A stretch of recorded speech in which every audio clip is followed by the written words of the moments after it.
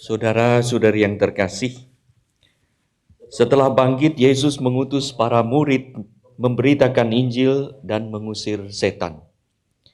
Di balik perutusan itu, Yesus memberi tanggung jawab kepada para murid yang juga menjadi tugas kita yang telah mengalami penebusan, yaitu menunjukkan Tuhan kepada sesama.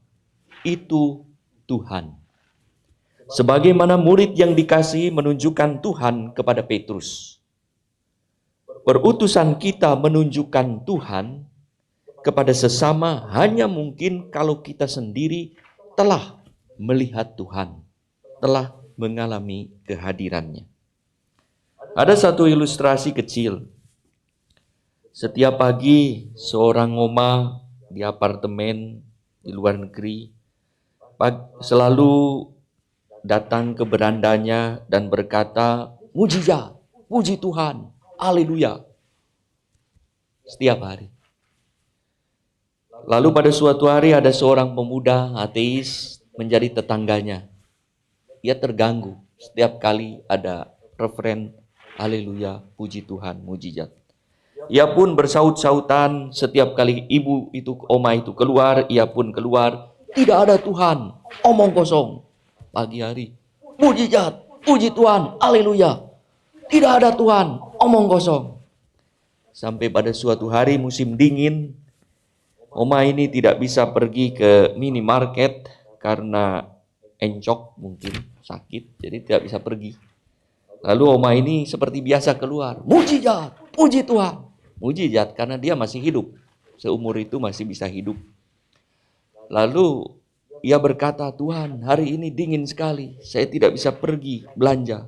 Maka tolong kirimkanlah, berilah rezeki hari ini. Roti, susu, dan telur."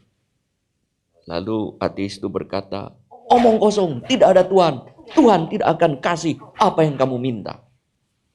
Pagi hari, dia berteriak seperti biasa, berseru, "Puji Tuhan, haleluya." Tidak ada Tuhan, omong kosong, kata ateis. Lalu dia lihat, di bawah itu ada bungkusan kertas. Mungkin dia ambil, lalu dia keluar lagi. Dia berseru lagi, "Mujizat, haleluya, puji Tuhan, Engkau telah mengabulkan doaku. Ada roti, ada susu, dan ada telur." Ateis itu berkata, "Omong kosong, tidak ada Tuhan. Tuhan tidak kasih roti, susu, dan telur. Saya yang beli untuk kamu." Mungkin dia kesepian kalau dia mati, ya. Lalu dia belikan. Lalu dia keluar lagi mendengar ateis itu, "Haleluya, puji Tuhan, Engkau telah menggerakkan orang bodoh itu untuk membelikan untuk aku." Bagi seorang ateis, segala sesuatu yang tidak percaya pada Tuhan itu adalah hasil kerja manusia. Tapi bagi orang yang beriman, semua peristiwa hidup adalah bagian dari penyelenggaraan ilahi, di mana Tuhan terlibat di sana. Saudara-saudari yang terkasih, para rasul sungguh melihat Yesus setelah Tuhan, sebagai Tuhan setelah kebangkitannya. Mereka yang telah hidup bersama, dekat dan akrab, lalu mengikuti Yesus sebagai Tuhan, adalah murid yang siap diutus untuk menghadirkan Tuhan melalui berbagai kebaikan yang telah diwartakan dan dilakukan Yesus sendiri. Sebagaimana kita dengar dalam bacaan pertama, Petrus meyakinkan para imam kepala bahwa Yesus bangkit dan hidup. Petrus meyakinkan bersama dengan rasul, Yesus bangkit, dan banyak orang yang mengikuti Tuhan. Hari itu disebut 5.000 orang yang ditunjukkan oleh para rasul, itu Tuhan. Itulah tugas perutusan yang diembat para murid. Karena itulah pula mereka harus mengalami salib, kesulitan, dan penderitaan. Dalam Injil, pengenalan Yesus sebagai Tuhan terjadi dalam mujizat yang mereka saksikan setelah mengalami kegagalan. Sepanjang hari mereka tidak mendapatkan ikan, tetapi dengan Yesus, bersama dengan Yesus, mereka mendapatkan ikan yang luar biasa. Saat mereka tidak protes akan apa yang disabdakan oleh Yesus. Karenanya para murid mampu menguasai dunia dan memperoleh semua hal yang dicari dan dikejarnya, yang dilambangkan dengan 153 ikan. Yang menunjukkan, menurut salah satu tafsir, semua jenis ikan yang dikenal pada waktu itu, atau semua jenis ikan yang diketahui ada di dunia pada waktu itu. Dan angka itu juga menunjukkan kelimpahan yang luar biasa, ada mujizat di dalam Tuhan, dan bukan hanya jumlahnya, semuanya 150, tapi juga ikannya itu besar-besar. Tujuan akhir dari kemuridan adalah mau mengakui dan mampu mengenal Tuhan, serta siap diutus untuk menunjukkan Tuhan kepada sesama.